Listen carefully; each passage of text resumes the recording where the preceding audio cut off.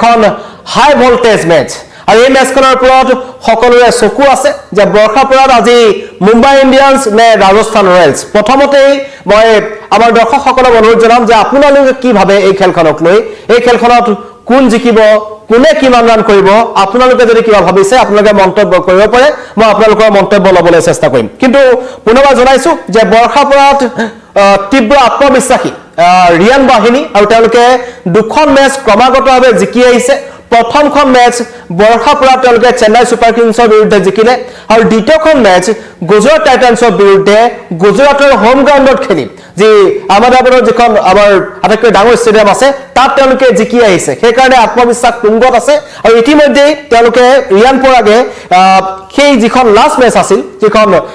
গুজৰাট টাইটান্সৰ বিৰুদ্ধে আছিল তাত তেওঁ এটা মন্তব্য কৰিছিল যে এতিয়া আমাৰ লক্ষ্য বৰ্ষাপুৰা আৰু আমি এবাৰ মুম্বাই ইণ্ডিয়ান্সক পৰাস্ত কৰিবলৈ সম্পূৰ্ণ শক্তি প্ৰয়োগ কৰিম আৰু তাৰ কাৰণে সৰ্বশক্তিৰে আজি ৰিয়ান বাহিনী নামিব আৰু এই ৰাজস্থান ৰয়েলছৰ নেতৃত্বত আছে অসম সন্তান ৰিয়ান পৰাগ আৰু এবাৰ আৰম্ভণিৰ পৰাই ৰাজস্থান ৰয়েলছে যেনেকুৱা ধৰণৰ এটা আৰম্ভণি কৰিছে ইমান এখন ডাঙৰ টুৰ্ণামেণ্টত প্ৰত্যেকটো দলৰ লক্ষ্য থাকে যে আৰম্ভণিৰ পৰাই তেওঁলোকে জয়ৰ ধাৰা অব্যাহত ৰাখিব যাতে পিছলৈ তেওঁলোকৰ অসুবিধা নহয় আৰু এবাৰ দেখা পোৱা গৈছে যে ৰিয়ান বাহিনীয়ে তেওঁলোকৰ প্ৰথম দুখন মেচত ক্ৰমাগতভাৱে জয়ী হোৱাৰ পাছত তেওঁলোক তীব্ৰ আত্মবিশ্বাসী আজি পুনৰ বৰ্ষাপুৰত তেওঁলোকে মুম্বাই ইণ্ডিয়ান্সক মুখ ঠেকেচা দিবলৈ সক্ষম হ'ব বুলি তেওঁলোকে ভাবিছে কিন্তু প্ৰথমতে যদি কওঁ যে 22 গজ দখলৰ যুঁজ আছে কাৰণ এই 22 গজত সেইখিনি সময়ত যোনে আটাইতকৈ ভাল প্ৰদৰ্শন কৰে তেওঁলোকে এই মেচখনত জয়ী হ'ব আৰু ইতিমধ্যে গুৱাহাটীত ক্ৰিকেটৰ ৰথী মহাৰতী ভিৰ কৰিছে কালি কামাখ্যা মন্দিৰত ৰোহিত শৰ্মা তিলক বৰ্মাকে ধৰি কেইবাজনো ক্ৰিকেটাৰক আমি যোৱা দেখিলো তেওঁলোকে আশীষ লৈছে মা কামাখ্যাৰ আৰু তেওঁলোকৰ লক্ষ্য যে তেওঁলোকে ইয়াৰ আগৰ যিখন মেচ আছে সেইখন তেওঁলোকে দিল্লীৰ বিৰুদ্ধে 6-1ত পৰাস্ত হৈছে সেইকাৰণে পৰাজয়ৰ পিছত এবাৰ তেওঁলোকে এনেকুৱা এটা দলৰ সৈতে মুখামুখি হ'ব যোনটো দলে ক্ৰমাগতভাৱে দুখন মেচ জয়ী হৈছে আৰু এবাৰ তেওঁলোকৰ হোম গ্ৰাউণ্ডত ঘৰুৱা খেলপথাৰত তেওঁলোকে ৰাজস্থান ৰয়েলছৰ বিৰুদ্ধে খেলিব লাগিব ঘৰুৱা দৰ্শক খেলপথাৰৰ উত্তাপ আৰু তাৰ মাজতে সাপোৰ্ট খেলিব লাগিব মুম্বাই ইণ্ডিয়ান্সে কিন্তু গুৱাহাটীত ৰোহিত শৰ্মা গুৱাহাটীত সূৰ্যকুমাৰ যাদৱ জসপ্ৰীত বুমৰা তিলক বৰ্মাৰ দৰে ৰথী মহাৰথীসকল আহিছে আৰু তেওঁলোকৰ বিৰুদ্ধে এবাৰ ৰিয়ান বাহিনী যুঁজিব যি ৰিয়ান বাহিনীত কিন্তু এটা একেবাৰে নতুন ব্ৰিগেড এটালৈ তেওঁলোক আগবাঢ়িছে কাৰণ তাত এই ৰোহিত শৰ্মা বা এনেকুৱা ধৰণৰ অভিজ্ঞতাপূৰ্ণ যদি ক্ৰিকেটাৰ বুলি কম কেৱল এজনে আছে ৰবীন্দ্ৰ জাদেজা যিজন CSK পৰা এবাৰ আহি পেলাই পাইছে কিন্তু তাৰ বাহিৰে যদি আমি চাওঁ বৈভৱ সূৰ্যবংশী বা বাকি যিসকল আছে সকলো কিন্তু নতুন ল'ৰা গোটেইখিনি খেলি আছে নতুন ব্ৰিগেড আৰু ৰিয়ান পৰাগে সন্মুখৰ পৰা নেতৃত্ব দিছে ৰিয়ান পৰাগৰ নেতৃত্বৰ যি প্ৰশংসাত সকলো পঞ্চমুখ হৈছে এয়া নৱজিত সিং সিদ্ধুৰ পৰা ৰবি শাস্ত্ৰীলৈকে ইৰফান পাঠানৰ পৰা আৰম্ভ কৰি বীৰেন্দ্ৰ সেহৱাগলৈকে সকলোৱে এটা কথা কৈছে যে ৰিয়ান পৰাগ এতিয়া ইয়াৰ আগতে ইতিমধ্যে কৈছো যে দুটা সিজনৰ আগলৈকে ৰিয়ান পৰাগে দলত স্থান পালেও কি কাৰণে স্থান পাইছে বুলি সুধিব লগা হৈছিল বা তেনেকুৱা ধৰণৰ প্ৰশ্ন উত্থাপন হৈছিল কিন্তু সময় সলনি হ'ল ৰিয়ান পৰাগে নিজৰ খেল সলনি কৰিলে আৰু এতিয়া ৰাজস্থান ৰয়েলছক তেওঁ সন্মুখৰ পৰা নেতৃত্ব দিছে আৰু আটাইতকৈ ভাল কথা যে এবাৰ এই সিজনটোত প্ৰথম মেচ কিখনতে তেওঁলোক জয়ী হৈছে দুখন মেচত এখন হৈছে তৃতীয়খন মেচ সেইকাৰণে জয়ৰ হেট্ৰিক কৰিবৰ কাৰণে তেওঁলোকে এবাৰ স্থান পাইছে বৰ্ষাপুৰা নিজৰ ক্ৰিকেট গ্ৰাউণ্ড হয় নিজৰ খেলপথাৰ হয় হোম গ্ৰাউণ্ডত খেলিব নিজৰ দৰ্শকৰ সন্মুখত খেলিব সেইকাৰণে তেওঁলোক আত্মবিশ্বাসী আৰু ইতিমধ্যে পইণ্ট তালিকাৰ শীৰ্ষত আছে গুজৰাটক তেওঁলোকৰ গৃহভূমি পৰাস্ত কৰিছে ৰাজস্থান ৰয়েলছে আৰু তাৰ পিছতে সেই তীব্ৰ আত্মবিশ্বাসত তেওঁলোক আহি গুৱাহাটীত উপস্থিত হৈছে আৰু মুম্বাই ইণ্ডিয়ান্সকো তেওঁলোকে পৰাস্ত কৰিব বুলি কৈছে তাৰ পাছৰ যদি খেলখন কওঁ যে এইখন খেলৰ পিছতেই বৰ্ষাপুৰত ৰাজস্থান ৰয়েলছ মুখামুখি হ'ব RCB তাত থাকিব বিৰাট কোহলি প্ৰথমতে ধোনী বাহিনী কিন্তু তাত মহেন্দ্ৰ সিং ধোনী নাছিলে প্ৰথমখন খেলত যাৰ কাৰণে যথেষ্ট যিসকল ধোনী অনুৰাগী আছিল তেওঁলোকে দুখ প্ৰকাশ কৰিছিল যে মহেন্দ্ৰ সিং ধোনী তেওঁলোকে ওচৰ চাবলৈ নাপালে কিন্তু তাৰ পিছতে এবাৰ দ্বিতীয়খন খেল আছে আৰু আজিও দৰ্শকৰ অভূতপূৰ্ব সহায় দেখিবলৈ পোৱা গৈছে যাব কাৰণ বতৰ ভাল আজি পুৱাৰ ভাগত কিনকিনীয়া বৰষুণ আহিছিল যদিও এতিয়া কিন্তু বতৰ সম্পূৰ্ণ ফৰকাল আৰু তাৰ পৰিপ্ৰেক্ষিতত সকলোৱে আশা কৰিছে যে এখন হাই ভোল্টেজ মেচ হ'ব যথেষ্ট বেছি ৰান হোৱা এখন খেল হ'ব আৰু 4-6ৰ বৰষুণ দেখিবলৈ পোৱা যাব কাৰণ ৰোহিত শৰ্মা আহিছে মুম্বাই ইণ্ডিয়ানছৰ যিসকল অনুৰাগী আছে তেওঁলোকে মন্তব্য কৰিছে যে এজনে মন্তব্য কৰিছে যে মুম্বাই ইণ্ডিয়ান জিকিব ৰঞ্জিত দাস তেওঁ কমেন্ট কৰিছে মুম্বাই ইণ্ডিয়ান জিকিব বুলি আৰু আপোনালোকে মন্তব্য কৰিব পাৰে আজি খেলখনত কোন জিকিব কাৰণ তীব্ৰ আত্মবিশ্বাসী ৰিয়ান পৰাগ বাহিনী মই আকৌ এবাৰ ক'ব বিচাৰিছো দুখন ক্ষেত্ৰত তেওঁলোকে ক্ৰমাগতভাৱে জয়ী হৈছে আৰু তেওঁলোকৰ এই বছৰটোৰ আৰম্ভণি খুবেই ভাল কাৰণ এই কাৰণে যে প্ৰত্যেকটো দলেই এনেকুৱা দীঘলীয়া টুৰ্নামেণ্ট এখনত এনেকুৱা ধৰণৰ আৰম্ভণি বিচাৰে আৰু তাৰ মাজতে যদি কওঁ যে ৰিয়ান পৰাগ বাহিনী আৰু ৰিয়ান পৰাগৰ কথা ক'ব লাগিব যে ৰিয়ান পৰাগে ইয়াৰ আগৰ খেলখনত তেওঁৰ যি কেপ্টেইনছিৰ ডিচিছন আছিল তাক লৈ পৰিপক্কতা দেখুৱাইছে আৰু তাৰ কাৰণে অন্তিম ওভাৰত অভিজ্ঞ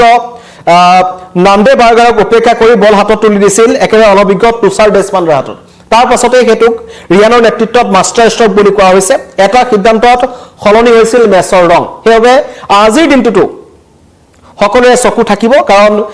এই পৰ্যন্ত পৰীক্ষাৰ সন্মুখীন হোৱা নাই মিডল অৰ্ডাৰ কাৰণ এটাতকৈ ডাঙৰ কথা অন্তিম দুখন মেচত যশস্বী জয়সৱাল বৈভৱ আৰু ধ্ৰুৱ জুৱেলৰ বেটিঙৰ বাবে ৰাজস্থানে জয়ৰ মুখ দেখিছে কাৰণ তেওঁলোকৰ অপেনাৰ দুজনে এতিয়ালৈকে কিন্তু ভাল খেলিয়ে আছে আৰু তাৰ পিছত তৃতীয় স্থানত অহাজনো ভাল খেলি আছে সেইকাৰণে মিডল অৰ্ডাৰ সকলৰ এতিয়ালৈকে কিন্তু তেওঁলোকৰ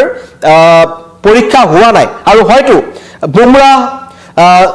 সেন্টনাৰ শাৰ্দুল ঠাকুৰৰ দৰে অভিজ্ঞ বলাৰৰ সন্মুখত আজি বৈভৱ সূৰ্যবংশীৰ এটা পৰীক্ষা হ'ব লগতে ৰাজস্থান বাহিনীৰ কাৰণেও এটো এটা ডাঙৰ কথা যে মুম্বাই ইণ্ডিয়ানছ টিমটো হ'ব পাৰে ইয়াৰ আগৰখন খেল তেওঁলোকে দিল্লীৰ বিৰুদ্ধে হাৰিছে কিন্তু তেওঁলোকে 7-8 নম্বৰলৈকে তেওঁলোকৰ হাতত খেলুৱৈ আছে আৰু মুম্বাইৰ প্ৰথম বেটিং হৈছে তেওঁলোকৰ ভৰসা প্ৰথম 4জন বেটসম্যান তেওঁলোকৰ ভৰসা ৰোহিত শৰ্মা চলিছে যেটো এটা ডাঙৰ কথা তেওঁলোকৰ কাৰণে আৰু বৰ্ষা পৰাত ৰোহিত শৰ্মাৰ ৰেকৰ্ডটো কিন্তু যথেষ্ট ভাল আৰু তেনে পৰিপ্ৰেক্ষিতত যদি এখন খুব আৰম্ভণিৰ পৰা খুব এটা আক্ৰমণাত্মক দেখিবলৈ পোৱা যায় মুম্বাই ইণ্ডিয়ানছক কিন্তু তেওঁলোকেও এটা ডাঙৰ লক্ষ্য ৰাজস্থান ৰয়েলছৰ সন্মুখত দিব পাৰে আৰু প্ৰথমে কোনে বেটিং কৰে সেইটো এটা ডাঙৰ কথা হ'ব টছটো এটা গুৰুত্বপূৰ্ণ হ'ব কিন্তু ইয়াৰ আগতো আমি দেখিছো যে অধিনায়ক হিচাপে ৰিয়ান পৰাগৰ দায়িত্ব থাকিব ইয়াৰ আগৰখন মেচত যি ধৰণে তেওঁ দায়িত্ব পালন কৰিলে বা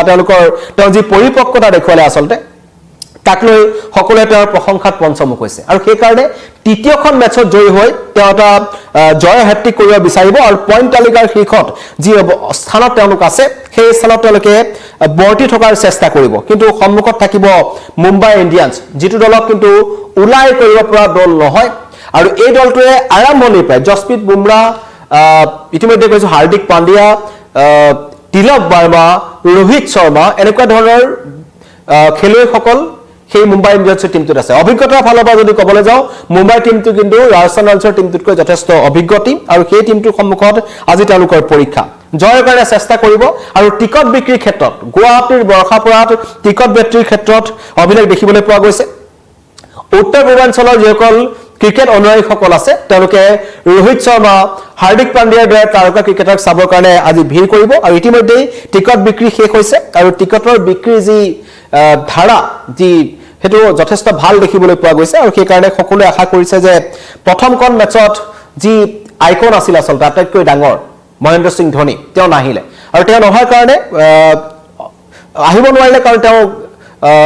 অসুস্থ হৈ আছে তেওঁ দুখ পাইছিল তাৰ কাৰণে তেওঁ আহিব নোৱাৰিলে আৰু কিন্তু আজি খেলখনত ৰোহিত শৰ্মা আহিছে আৰু ৰোহিত শৰ্মা অহাৰ কাৰণে যথেষ্ট ক্ৰিকেট অনুৰাগীসকলৰ মাজত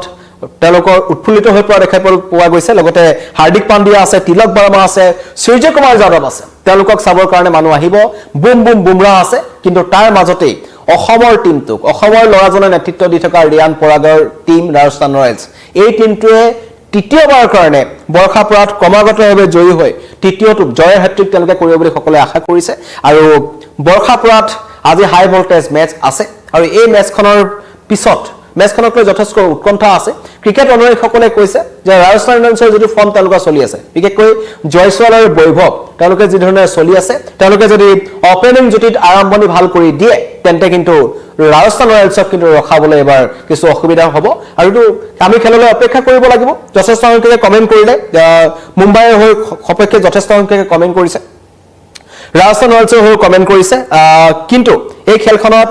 22 গজত আজি সৰ্বশক্তিৰে নামিব মুম্বাই ইণ্ডিয়ানছ আৰু ৰাজস্থান ৰয়েলছ ৰিয়ানৰ সন্মুখত সম্পূৰ্ণ সুযোগ আছে নিজৰ গৃহ চহৰত নিজৰ হোম গ্ৰাউণ্ডত জয়ৰ হেট্ৰিক কৰিব ধন্যবাদ।